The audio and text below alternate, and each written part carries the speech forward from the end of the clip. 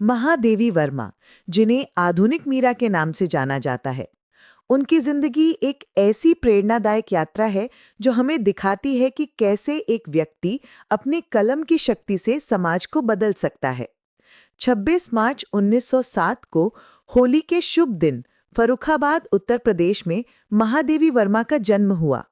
ये कोई साधारण संयोग नहीं था कि रंगों के त्योहार के दिन जन्मी ये बच्ची आगे चलकर अपनी कविताओं से लोगों के जीवन में नए रंग भरने वाली थी। उनके पिता श्री गोविंद सहाय एक कॉलेज टीचर थे और माता हेमरानी देवी एक धार्मिक प्रवृत्ति की महिला थीं। बचपन से ही महादेवी जी को अपनी मां से रामायण और महाभारत की कहानियां सुनने का शौक था। यही कहानियां उनके मन में साहित्य के बीज बोने का काम करती थीं। लेकिन जिंदगी ने बहुत जल्दी उन्हें कड़ी परीक्षा में डाल दिया। मात्र 9 साल की उम्र में उनका विवाह हो गया। उस जमाने की एक आम प्रथा थी। और फिर इसी दौरान उनकी मां का देहांत हो गया। ये दुख उनके लिए इतना गहरा था कि इसने उनकी पूरी जिंदगी की दिशा बदल दी। पारंपरिक गृहस्थ जीवन में उनका मन नहीं लगा, बल्कि वे शिक्षा और साहित्य की तरफ मुड़ गईं। उन्होंने संस्कृत में एमए की डिग्री हासिल की और बहुत कम उम्र में ही मौलिक कविताएं लिखना शुरू कर दिया। महादेवी जी के जीवन पर 2 महान व्यक्तित्वों का गहरा प्रभाव पड़ा।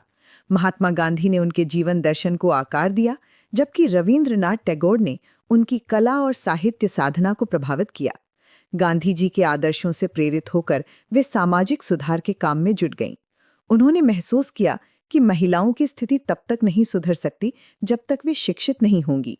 इसलिए उन्होंने नारी स्वतंत्रता के लिए संघर्ष किया और हमेशा कहा कि अपने अधिकारों की रक्षा के लिए महिलाओं का शिक्षित होना बेहद जरूरी है।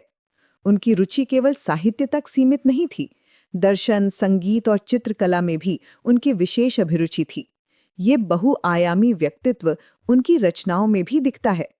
उनकी प्रमुख कृतियों में निहार, रश्मि, नीरजा, संध्या गीत, प्रथम आयाम, सप्तपर्णा, दीपशिखा, अग्निरेखा, दल यात्रा, संत गीता, स्त्री सागर संग्रह, निर्झर, संगमित्रा, संदेश और सुधा शामिल हैं।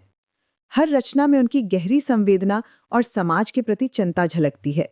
समाज में उनके योगदान को देखते हुए उन्हें उत्तर प्रदेश विधान परिषद की मनोनीत सदस्य बनाया गया। ये उस समय किसी महिला के लिए बहुत बड़ी बात थी। बाद में वे प्रयाग महिला विद्यापीठ की कुलपति भी बनी। इस पद पर रहते हुए उन्होंने महिला शिक्षा के क्षेत्र में अमूल्य योगदान दिया। उनका मानना था कि शिक्षा ही वो हथियार है जो महिलाओं को समाज में बराबरी का दर्जा दिला सकती है। भारत सरकार ने उनके साहित्यिक और सामाजिक योगदान को देखते हुए उन्हें पद्म भूषण से सम्मानित किया। ये सम्मान उनकी मेहनत और समर्पण का प्रतीक था। लेकिन उनके लिए सबसे बड़ा सम्मान ये था कि उनकी रचनाएं लाखों लोगों के दिलों को छूती रहीं।